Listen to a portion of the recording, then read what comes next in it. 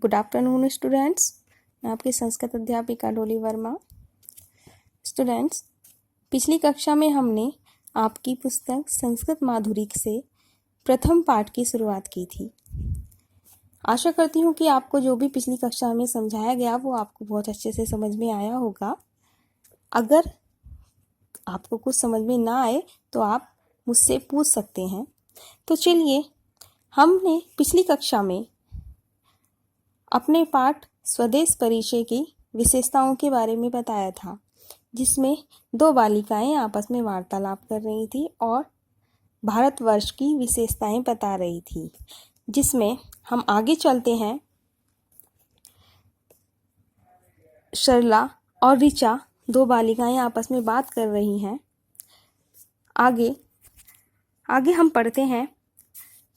भारतवर्षस्य प्राचीन नाम आर्यव्रत आसीत्। भारतवर्षस्य यानी भारतवर्ष का प्राचीन यानी पहला या पुराना नाम आर्यव्रत आसीत्, आर्यव्रत था। पुरा दुष्यंत नाम नृपति आसीत्।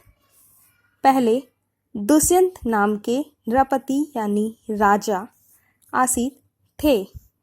पहले दुष्यंत नाम के राजा थे।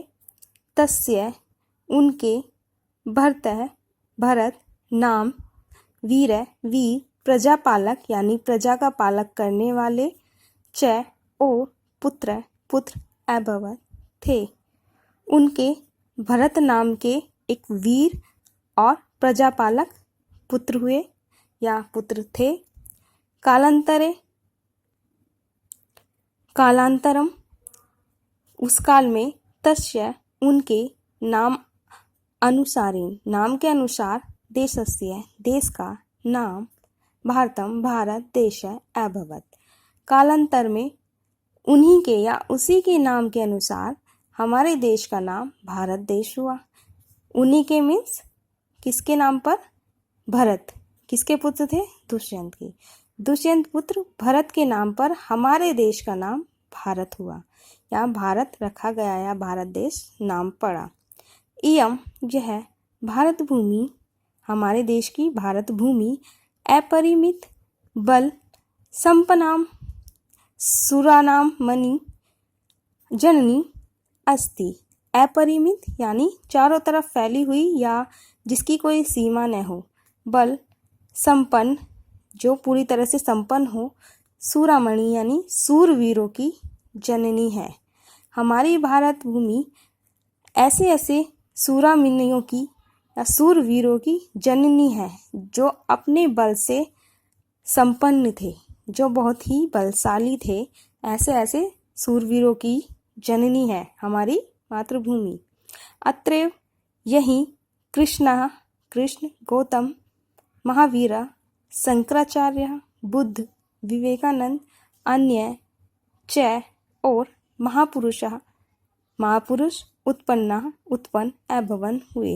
यहीं पर मतलब भारतवर्ष में या भारत में कृष्ण गौतम महावीर शंकराचार्य बुद्ध विवेकानंद अन्य विवेकानंद च और अन्य महापुरुष उत्पन्न हुए।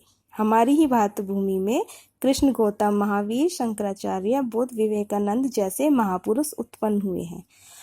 अयोध्या मथुरा काशी हरिद्वार प्रभृतिनि अत्र प्रमुखानि तीर्थ नगरानि सन्ति। और यहीं पर क्या है? अत्र माने यहीं, अयोध्या मथुरा काशी हरिद्वार जैसी यानी प्रभृतिनि यानी इत्यादि। अत्र यहीं, यहाँ पर प्रमुखानि प्रमुख तीर्थ नगर हैं हमारे ही देश में यानी भारत में ही। अयोध्या मथुरा काशी हरिद्वार जैसे तीर्थ नगर हैं। अस्माकम हमारे देश में विविधा बहुत तरह के या विविध प्रकार के भाषा संप्रदाय च और संति। हमारे देश में विविध प्रकार की यानी बहुत तरह की भाषा संप्रदाय हैं। वो सबको पता है कि हमारे देश में बहुत तरह की भाषाएं बोली जाती हैं। अत्र यहाँ वयम वसाम, वयम माने हम सब, वसाम रहते हैं, यहाँ हम सब रहते हैं। यदि वयम परस्परम वयम यानी हम सब, परस्परम यानी एक साथ, मिलित्वा मिलकर, कार्य न करिष्याम नहीं करेंगे, तदा तब, अस्य यह